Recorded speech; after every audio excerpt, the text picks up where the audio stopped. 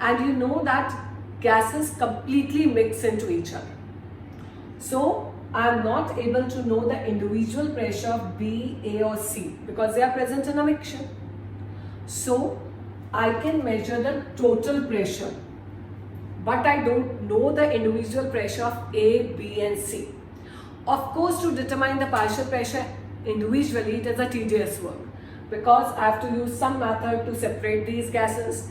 Then I will take it in separate containers of same volume at same temperature and find out the individual pressures. But when they are present together, I can only calculate the total pressure. I don't know what is the partial pressure of A, partial pressure of gas B, partial pressure of gas C at time t. I do not know. I cannot find out. So I say at time t, suppose the partial pressure of B is X. I don't know what is X, but I suppose the partial pressure of B is X. Since 1 mole of B is formed, 1 mole of C, so it will also be X. Suppose here 2 moles of C is formed, it will be 2X. If it is 3 moles of B formed, it will be 3X. But it is 1 and 1, so X and X. And of course, I know that the partial pressure of A will decrease because A is being converted into B and C. So I will find partial pressure of A is Pi minus X. We don't know the value of X and I cannot find out X, the individual pressures in the mixture. So I don't know the value of X. We have just written the equation. Now we know that total pressure, I can calculate total pressure from there. I know what is the total pressure. But I know total pressure is equal to pressure of A plus pressure of B plus pressure of C. What is pressure of A? Pi minus X. What is pressure of B? X. What is partial pressure of C? X. That is P total. I can find out the value of Pi and P total only, not of X. Simplifying it, it cancels. P total will be Pi plus X. And if I want to find out X, instead of measuring the partial pressures individually and creating so much chaos, X will be equal to P total minus Pi. I can measure P total easily because all the gases are mixed in this container, so I can calculate P total. I can easily calculate Pi, that is the initial pressure. Now I have to find out the rate constant K for the first order reaction. We know that what is the rate equation for the first order? The rate constant K, integrated rate equation. K is equal to 2.303 upon T log to the base 10 R naught upon R. We had done the derivation of this equation in the earlier classes. Now instead of concentration, we have to take the partial pressures. So let's see. Concentration R naught. R naught is initial concentration of the reactant. Now instead of initial concentration of the reactant, we will take initial pressure of the reactant. So initial pressure of the reactant is Pi. What is this R in square brackets? It is the concentration of reactant at time t. So instead of concentration of reactant, I will take the partial pressure of reactant at time t, and that is Pi minus X. So I substitute here Pi minus X. Now you know that X I cannot calculate, but I have derived this. The X is Pt minus Pi. So I am going to substitute the value of X in that equation. So what it becomes, K is equal to 2.303 upon T log to the base 10 Pi upon Pi minus Pt minus Pi. So it is equal to 2.303 upon T log to the base 10 Pi minus Pt minus plus Pi. So Pi plus Pi is 2Pi minus Pt. That is equal to the rate constant K. And we can easily measure the initial pressure and the total pressure. So this is the integrated rate equation for first order when gases are involved, when reactants and products are gases. So this we have done with your first order reaction. Now we will be starting with next topic, that is pseudo first order reaction. We are starting with pseudo first order reaction. Pseudo first order reaction. Now what is a pseudo first order reaction? The word pseudo means false. False first order reactions. Now what are they? There are certain reactions which are of higher order.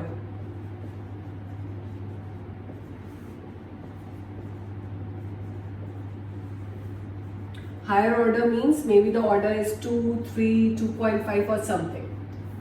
But under certain conditions,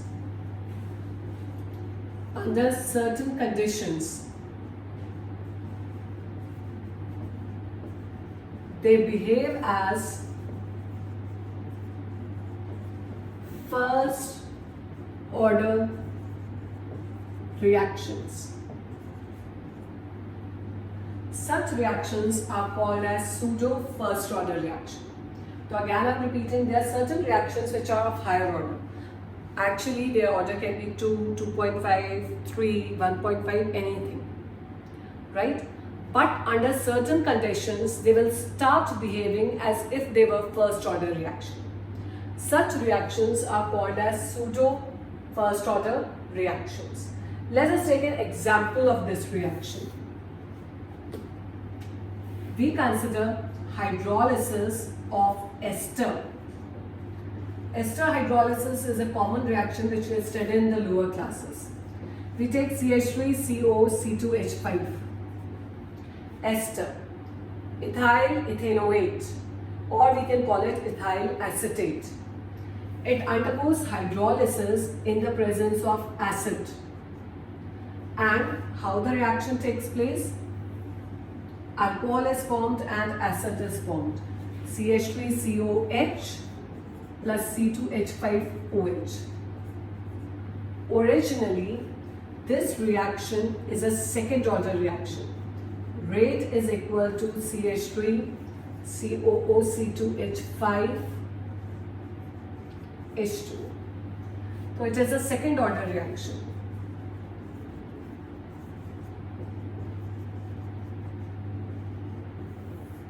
Originally it is a second order reaction. You can see power is 1 to be added, 1 plus 1, 2.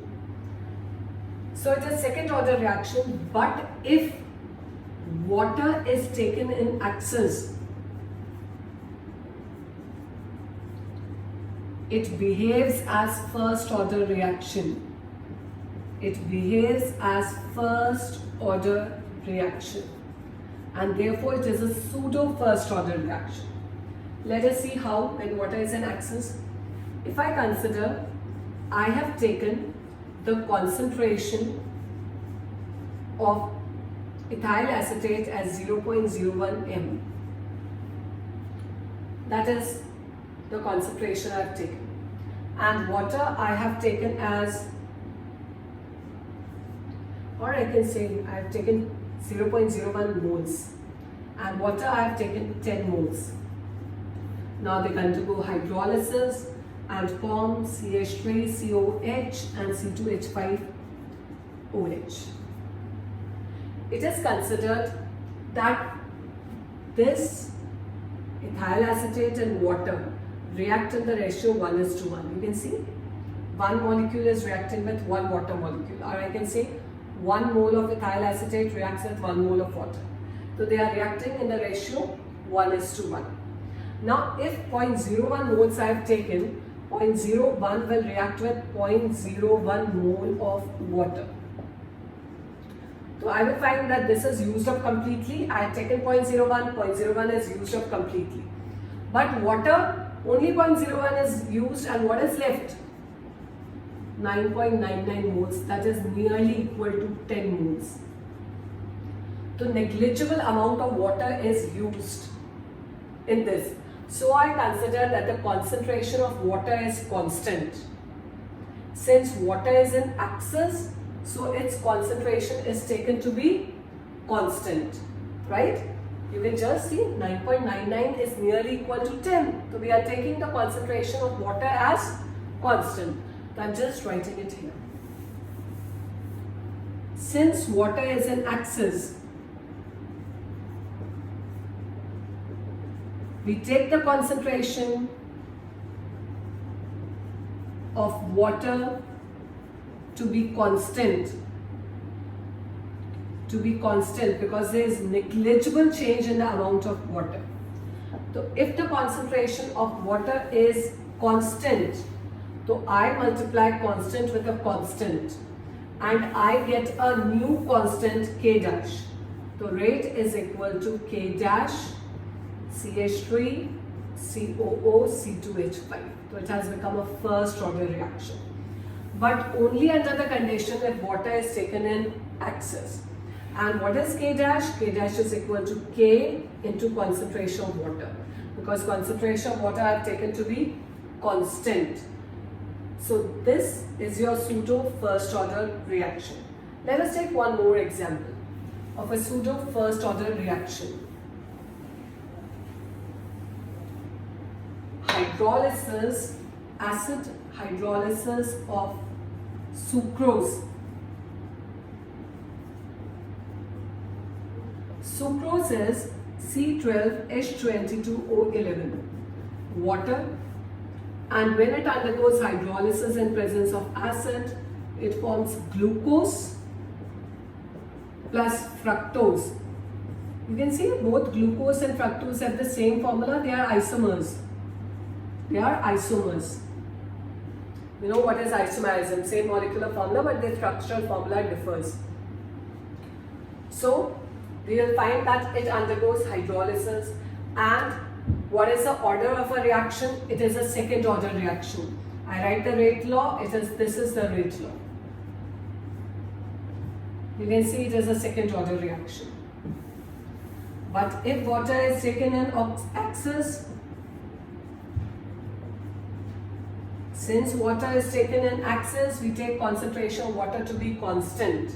And if the concentration of water is constant, rate is equal to K dash C12H22O11. That means it is a first order reaction. And what is K dash? K multiplied by water. So now it becomes a first order reaction. Under what conditions? If water is taken in axis, then we can consider that the concentration of water to be constant, and we can say it becomes a first order reaction. So this we have done with your pseudo first order reaction. Thank you.